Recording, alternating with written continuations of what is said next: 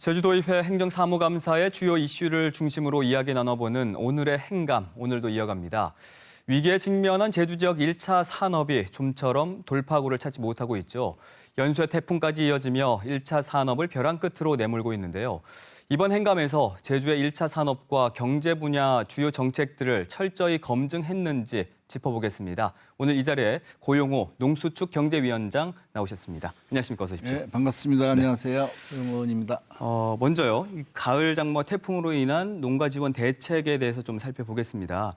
행감 첫날에 그 휴경 보상금에 대해서 현실에 맞지 않는다며 제주도에 대책을 주문을 했는데 구체적으로 좀 설명을 해주시죠. 예, 유례없는 우리 가을 장마와 연속적인 세 개의 태풍이 우리 농민들이 농심을 아주 두드렸습니다. 그러다 보니까 태풍 마지막 온 게 10월 4일에 왔을 겁니다. 그 와가지고 10월 4일 이후에 월동 채소를 재배할 수 있는 게 월동무밖에 없어요. 그래서 그 월동무에 집중되는 그 재파를 어떻게 하면은 좀 완화해보자고 해가지고 생각한 게 이제 휴경보상금입니다. 월동무만에 국한된 건 아니지만은 전체적으로 우리 월동 채소에 대해 전반적으로 이번에 시행하기로 했거든요. 근데 이 월동무를 예를 들어가지고 했을 때 월동무가 기대 수익이 3,100만 원 정도 됩니다. 3,100만 원 되는데 휴경보상금이 360만 원 정도니까 한 10분의 1에서 많게 해봐야 뭐 10분의 1, 10% 정도밖에 차지 안 하겠죠. 그러면 농가들이 휴경 보상을 신청할 일이 좀 적어지는 거죠. 그러면은 우리가 그 수급 조절에 좀 영향이 좀 있지 않느냐.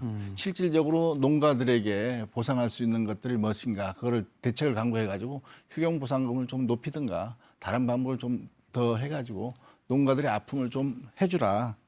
지금 적정 생산만이 농가들이 나중에 수익을 올 수 있는 그런 거거든요. 지금 제주도에는 가장 오는 게 농가 부채입니다.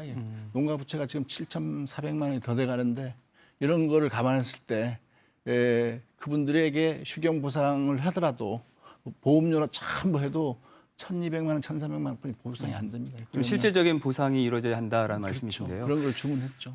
또 보니까 제주시에서 저류지 관리에 손을 놓으면서 올가을 그 세 번의 태풍과 집중호우로 인해 그 농가 피해를 더 키웠다라는 지적을 하셨어요. 근데 보니까 가슴이 아픕니다. 근데 밭은 침수가 됐는데 그 옆에 있는 저류지에는 물이 고인 흔적조차 없다고 하더라고요. 네, 그게 좀 우리 행정이 좀 실수를 많이 했는데 그 우리가 태풍의 현장 방문을 몇 군데를 갔는데 그 밭에는 태풍이라든지 장마에 초토가 됐는데 침수가 되고 그랬는데 침수가 되고 초토화가 됐는데 그 옆에 있는 저류지는 물 한 방울 안 들어갔더라고요. 그래가지고 우리 의원님들이 좀 격분을 했습니다. 그런 시설이 있으면서 활용을 해야 농가들에게 조금이나 도움이 됐을 건데 그 저류지가 잘 됐으면은 그 농가들이 피해가 좀 덜 되지 않았냐 그런 뜻에서 이제 질책을 했죠. 요거를 빨리 어떤 보완책을 방안해가지고 우리 집행부도 그걸 빨리 수요를 조사해가지고 보완책을 마련하겠다고 해가지고 그걸로 마무리했습니다. 네. 자, 이번에는 위기의 제주 1차 산업을 좀 짚어보겠습니다. 그 월동 채소 중에 잎채소의 경우에는 항공으로 운송을 해야 하는데 지난 10월 1일부터 항공사에서 지방 항공 화물 운송을 중단을 했어요. 이건 어떻게 해결을 해야 할까요? 우선 이 대한항공이 적자 노선에 대한 이유로 적자 노선이라는 이유로 대구, 광주, 청주 항공에 대해 가지고 우리 채소 화물을 운송 안 하겠다 하는 거를 함으로써 뒤따라 가지고 이제 아시아나 항공도 지금 그렇게 돼 가지고 이제 그 청주나 대구 지방 쪽으로 가는 물량이 이제 어떻게 갈 방법이 없습니다. 지금 현재는 집행부에서는 도정에서는 이거를 분산해 가지고 우리 서울 쪽으로 하겠다. 서울 쪽으로 가면은 그게 뭐 한쪽으로 집중되면은 그 가격이 떨어져 버리면은 그게 또 농가들이 또 더 힘들게 하는 거고. 그리고 항공사도 자기네가 조금 적자난다고 제주도에 와서 제주도에 이익을 수억 이상 수천억 이상 올리고 있는데 이거를 조금 적정한다고 그걸 안 하겠다 하는 것도 좀 말이 안 된다고 보거든요. 우리 제주도를 어떻게 봤으면 그랬는가 그런 싶기도 하고. 그래서 이거를 방안을 해서 해결하라 도에. 우리가 옛날에 그 보조금을 지원한 경우가 있거든요. 항공사에. 이런 방법을 택해서라도 안 되면 설령 우리 제주항공이라도 이거를 특별히 할 수 있도록 보조금을 줘서라도 하자 그런 제안을 했던 겁니다. 그러니까 이제 항공사에서 그 운송을 중단한 거에 대한 대책은 없는 거고. 예, 항공사에서는 아예 이제 대화를 안 하고 있어요. 대신에 그 대신 그 보조금을 지급을 해주자 이런 거죠. 보조금을 지급을 하는데 우리가 지금 제주항공이 우리 제주도 지분이 있고 저 제주도의 주민들 우리 도민들을 위해서 만든 항공사니까 네네. 제주항공이라도 활용해가지고 좀 우리 농가들을 좀 어려운 농가들을 위해서 좀 도움을 주자 그런 생각을 갖고 있습니다. 네. 그걸 주문했습니다. 꼭 그렇게라도 됐으면 좋겠습니다. 그리고 좀. 그 제주 농산물의 경쟁력을 갖추기 위해서는 보조 사업이 필요하다고 볼 수가 있겠네요. 네, 또 농업 분야 보조 사업과 관련해서 그 WTO 개발도상국 지위 포기 이런 이야기도 나오던데요. 예, 그 트럼프 대통령이 23일까지 10월 23일이면 어저께까지인가요?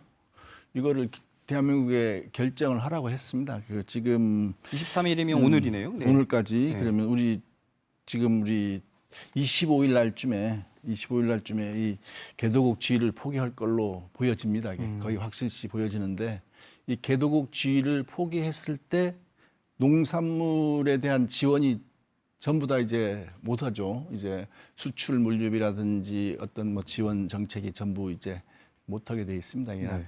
뭐 그거를 협의할 때까지는 뭐 좀 기간이 좀 연장이 되겠지만은 실질적으로 포기하면은 조만간에 이걸 못 하는데 그 농산물 수입에 대한 관세율까지도 이게 우리가 자율적으로 할 수 있었던 건데 이 관세율도 철폐하는데 못 하거든요.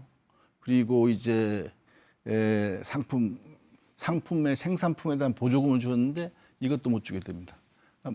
보조금을 줄 수 있는 거는 딱 그 직불금 하나밖에 줄 수가 없어요. 그러면은 이런 거에 대해 가지고 어떻게 할 것인가 지방에서라도 다른 타 지방에서는 벌써 이거에 대해 논의들 하고 있는데 우리 제주도가 전혀 이런 게 없어가지고 좀 급한 마음에 빨리 이런 거를 추진해라. 빨리 회의라도 하고 어떻게 농민들을 위해서 다른 방법으로 지원할 수 있는 걸 연구를 해야 되거든요.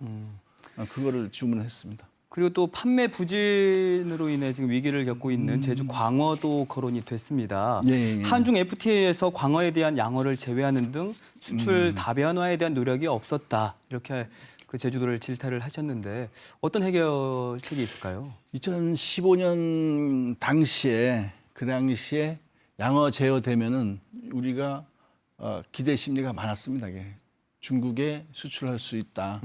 이런 기대 심리가 있는데 지금까지 한 4년이 가까이 지나가고 있는데 그 수출에 대한 기반도 전혀 안 했어요. 그 당시까지는 광어가 일본이라든지 이 소비 시장에서 내수 시장만 가지고도 충분히 가격 경쟁력이 갖췄는데 한 3년, 2년 전부터 그 연어가 들어오면 시작하면서부터 경쟁력이 퇴보 시작해가지고 지금은 상당히 많이 어렵습니다. 이게 광어가 지금 도산위기에 처해 있는데 이런 거를 도산위기에 처해가지고 지금 우리 기금에서 우선 그 200톤 가량을 폐기 처분하려고 좀 어린 광어를 하면은 좀 200톤이지만은 내년에 키울 걸 생각했을 때 상당히 많은 톤수가 예를 들어 500g짜리를 한 200톤 하면은 내년 3월 달에는 그게 1000톤 정도 되잖아요. 네.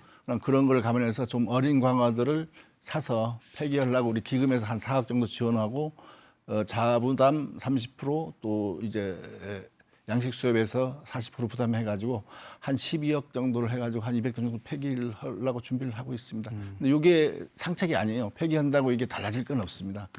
우선 먼저 해야 될 게 뭐냐면 수출이 해야만이 이게 살 거라고 보여지거든요. 판매를 이제 변경한다든지 수출을 해야 되는데 수출을 하기 위해서는 이 수출 조직이 있어야 되는데 조직이 지금까지 하나도 없습니다. 마케팅도 없고 중국에 뭐 나가 있는 것도 없고 유통업자에 대한 뭐 토론이나 뭐 그런 접촉도 전혀 없었거든요. 이런 것들을 빨리 시작해라. 이런 거를 시작해야만 수출이 되지 가만히 뭐 있다고 수출이 되는 게 아니니까 이런 거에 대한 주문을 한 상태입니다. 네. 강정 크루즈 터미널에 무빙 워크가 있지 않습니까? 이게 65억 원이 들었는데 이게 해군을 위해 만든 것 아니냐라고 이렇게 지적을 하셨어요. 이걸 어떤 근거로 이런 주장을 하신 건가요? 해군을 위해서 만든 거는 질책하기 위해서 한 거고요. 네. 우선 강정 크루즈를 그 항을 만들면서 이 무빙워크라든지 이런 계획들을 해가지고 원천적으로 돼야 되는데 네. 항을 만든 후에 무빙워크 그 크루즈 터미널이 하다 보니까 그 설계가 항 만든 후에 했지 않습니까? 네. 그러면 그 설계가 같이 했으면은 이게 잘 됐을 건데 그렇지 않아 가지고 지금 뭐 어디 10,000톤짜리 갖다 놨지만은 파도에 해서 조금씩 움직거려요. 그 부두라는 게 우리가 느끼지 못하지만은 근데 이 무빙어피 같은 거는 조그마한 움직임에도 그 심각하지 않습니까? 이게 네. 작년 같은 경우에 피해가 한 36억 정도 났습니다. 네, 그러니까 그거를 뭐 보상금을 받았지만은 또 올해 이게 또 한 18억 정도 되면 뭐 폼으로 다 이제 65억 투자된 거가 이제 됐다는 거죠. 그럼 다음에 했을 때도 이렇게 되지 않을 네, 거냐. 알겠습니다. 그런데 지금 크루즈가 27내 제주도에 들어왔는데 원래 강정항에는 거의 없습니다. 예. 그래가지고 얘기한 겁니다. 네, 강정항에도 좀 크루즈 배정을 좀 해라 하는 식으로.